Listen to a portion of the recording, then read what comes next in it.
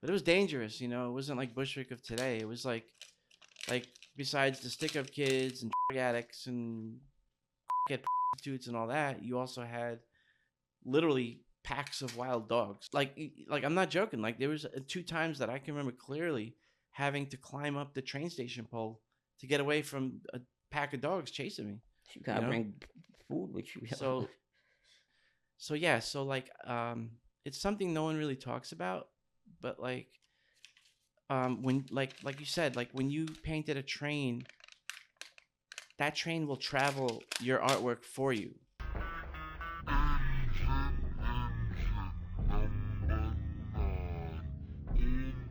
So you didn't have to go to certain areas for people to see your art because people like the 80s guys and stuff like that and 70s writers, they never focused on streets really, you know? Like it was just Well, except trains, for like the wall writers. Jaws and Easy, Yeah, Jaws and Easy were TK like, and yeah, them and dudes, TK too. TK Tripe killed and it. stuff like that. Yeah, that Yeah. whole crew. Yeah. So they were like, you know, hitting the all city, you know, OE2, with the OEP tags 13, and stuff and drops. AS2 or some shit. Like, yeah, those guys are Yep. everywhere. And then V for 2 started doing a lot. But like it was a big transition because you had to like now the trains are clean, so now like you to be all city you had to go to places like the South Bronx or you know Harlem, you know where in the 90s those were dangerous high crime areas just in itself. And then like graffiti at that time too, when it started being all city, like each neighborhood or area had a crew, and that's when New York City still had a sense of community, meaning like each neighborhood had like a feeling, you know what I mean? Like if you went to Harlem, like you felt like you were in Harlem. If you went to East New York, you felt like you were in East New York. If you went to Forest Hills, Queens, you felt, you know, like everything. Nowadays it's all meshed together, kind of like hipsters kind of made it like into like, you know, you can go to any neighborhood, kind of. You know, there's still like pockets of, you know, sketchy areas, but not like it used to be. So like neighborhood, like if you went to the wrong neighborhood, regardless if it was for graffiti or not, like and you ran into the wrong people, most likely you're gonna get into a fight. Most likely they're gonna try to rob you, so on and so forth. So it was dangerous in that aspect. And then you know, being young, you know, like in our low teens and stuff, like it was a lot of work to go all city, like taking the trains, you know, looking at like scoping out spots, you know, and then like when we started implementing the ladders, bringing, you know, they didn't have the extension ladders like they do today.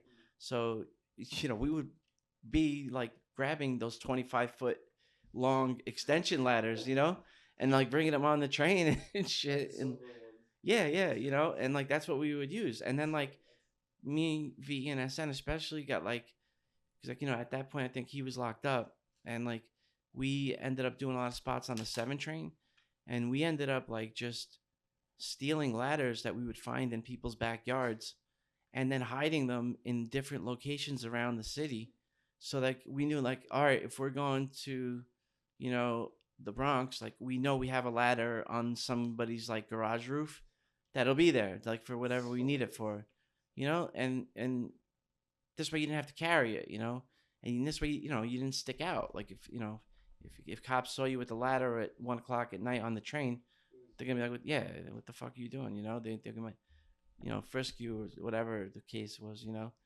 But yeah, so you know, it was it's the time that no one really talks about, that transition of like the trains to the streets, you know, and the streets becoming the main focal point.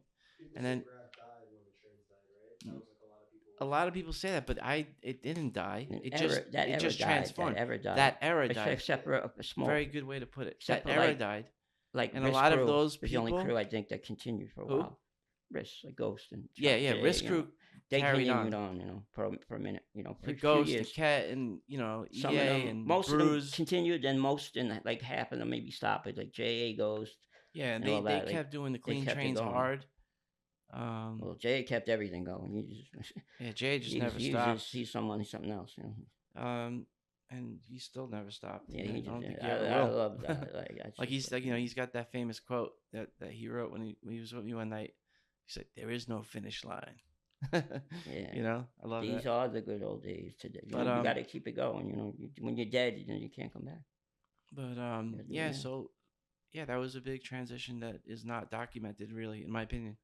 Everyone has books about the '80s and '70s and the trains and this and that, but there's nothing really on paper that I know that talks about that history and the emergence of the new type of generation of writers, which were a lot of skateboarders.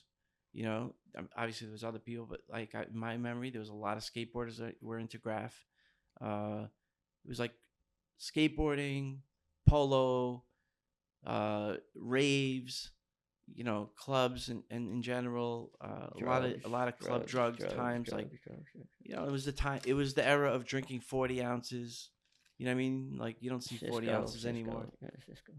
And you know, like even like weed, like people take it for granted, but like back in those days, you didn't have serves that would like come deliver shit to you.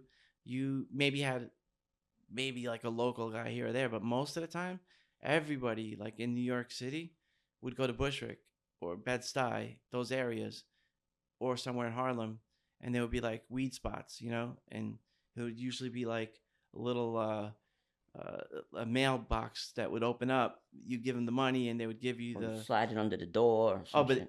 oh, fucking. And my brother, it's a funny story on the side. I don't know, but I'll tell. It's funny.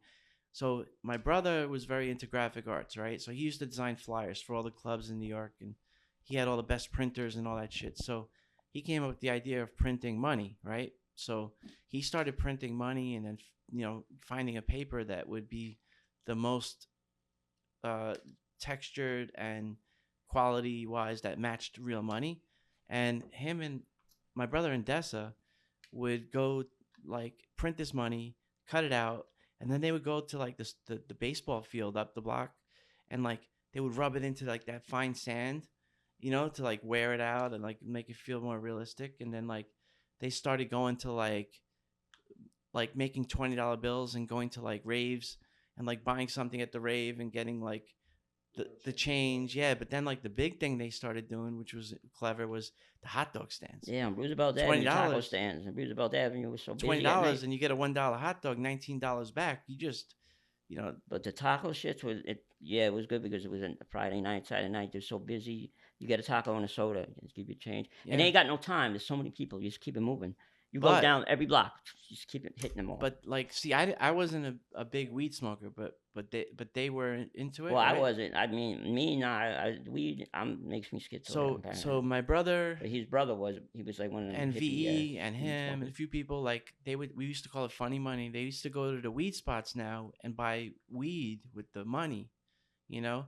And I told him, I'm like, yo, you guys gotta be careful because at the end of the day, when they do the count, they're gonna find that shit. Well, they started And beefing, like telling they people like, they they "Yo, ended who?" up one spot. They my brother gave him the money, and the fucking mailbox opened. And they took out a gun and started shooting, you know. And it was like nobody got hit, but then like one of the spots that they did a lot, our friend Nat went there, and I don't know if they recognized him from doing it, but they shot him, you know, in the foot, right?